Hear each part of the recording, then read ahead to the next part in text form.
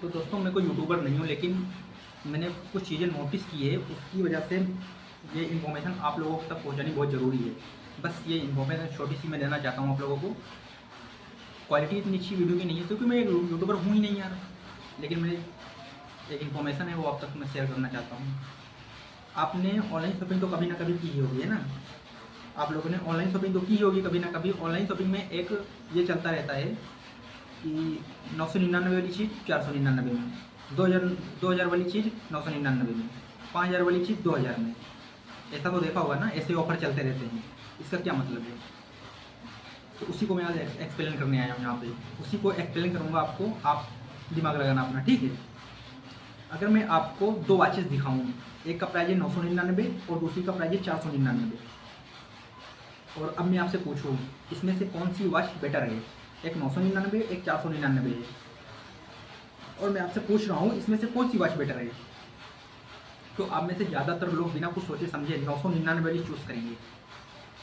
लेकिन ऐसा क्यों? ऐसा क्यों? क्या सिर्फ प्राइस ज़्यादा होने से प्रोडक्ट ऑटोमेटिकली बेटर हो जाता है? प्राइस ज़्यादा होने से ऑटोमेटिकली प्रोडक्ट क्या बेटर हो जाएगा? ऐसा नहीं है, ऐसा बिल्कुल नहीं है। इसके पीछे हमारा दिमाग का एक इंटरेस्टिंग फिजियोलॉजिकल इफेक्ट काम करता है।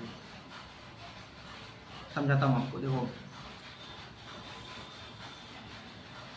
मैं मान लो आप एक रेस्टोरेंट में गए, ठीक है? वहाँ पे दो कॉफ़ी हैं।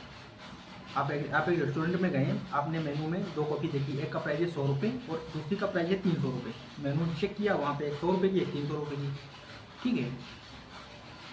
आपको दोनों का टेस्ट नहीं पता है, ना तो 100 वाली का टेस्ट पता है, ना तो 300 वाली का टेस्ट पता है। फिर भी आपके दिमाग में एक थॉट आ सकता है 300 वाली शायद ज़्यादा प्रीमियम होगी। आपको दोनों के टेस्ट नहीं पता है, ना तो 100 वाली का टेस्ट पता है, ना तो 300 वाली का टेस्ट पता है, लेकिन आपके दिमाग में ये थॉट आएगा तुरंत कि 300 वाली ज़्यादा प्रीमियम होगी। अब रेस्टोरेंट के ऑनर ने आपको एक तीसरी कॉफ़ी दिखाई। अब रेस्टोरेंट के ऑनर ने आपको एक तीसरी कॉफ़ी दिखाई जिसका प्राइस है 600 रुपये। अब ना तो 100 वाली का टेस्ट पता था, ना तो 300 वाली का टेस्ट पता था, ना तो अब आपको ना 600 वाली का टेस्ट पता है, ठीक है? लेकिन 600 वाली को लोग बहुत कम ऑर्डर कर रहे हैं, उसको बहुत मिनिमम लोग ऑर्डर करते हैं, कम से कम लोग उसे ऑर्डर कर रहे हैं। अब सडनली आपके दिमाग में एक फिर से आएगा, 300 वाली कॉफ़ी रिजनेबल लगने लगेगी आपको, 300 वाली कॉफ़ी आपको कम अच्छी लगने लगेगी 6 वाली के कंपेरिजन में। अब 600 वाली के कंपेरिजन में आपको 300 वाली कम अच्छी लगने ऑटोमेटिकली, और यहीं पर एक इंटरेस्टिंग गेम शुरू होता है। हम अक्सर किसी चीज़ की वैल्यू को देखकर इंडिपेंडेंटली जज नहीं करते, हम उसकी कंपैरिजन किसी दूसरी चीज़ से करते हैं। डायरेक्ट प्राइस देखकर हम उसे जज नहीं करते हैं, उसकी कंपैरिजन किसी दूसरी चीज़ से करते हैं, तब हम जाके जज उसे करते हैं। ऐसा नहीं करना चाहिए। आपके दिमाग को पहले से नंबर या इन्फॉर्मेशन मिलती है, वो आपके जजमेंट को इन्फ्लुएंस कर सकती है। जैसे अगर मैं बोलूँ ये जैकेट 5000 की है, अगर मैं आपसे बोलूं कि ये जैकेट 5000 की है और आज 2000 की मैं आपको दे दूंगा, है ना?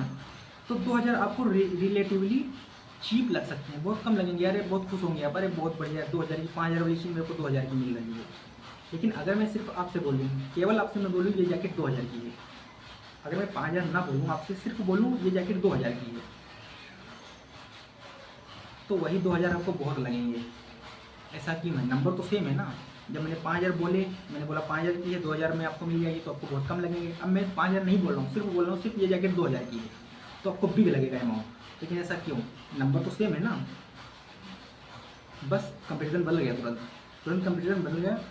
आपने ऑनलाइन शॉपिंग में ये ज़रूर देखा होगा, 2999, 999, 2999 वाली चीज़ 999 में, दिमाग तुरंत कैलकुलेट करता है, वाह 2000 बच गए। दिमाग तुरंत कैलकुलेट करता है कि वाह 2000 बच गए। लेकिन एक सेकेंड, क्या आपको एक्चुअली 2999 की वैल्यू पता है? भाई जो 2999 की चीज़ होगी और वो 999 आपको कैसे दे देगा? जिसकी कॉस्ट पर 2999 है वो आपको 999 क्यों देगा? 999 की आप चीज़ लाओ, एक 2999 की चीज़ लाओ, भाई उसकी तुलना उससे नहीं की जा सकती है ना?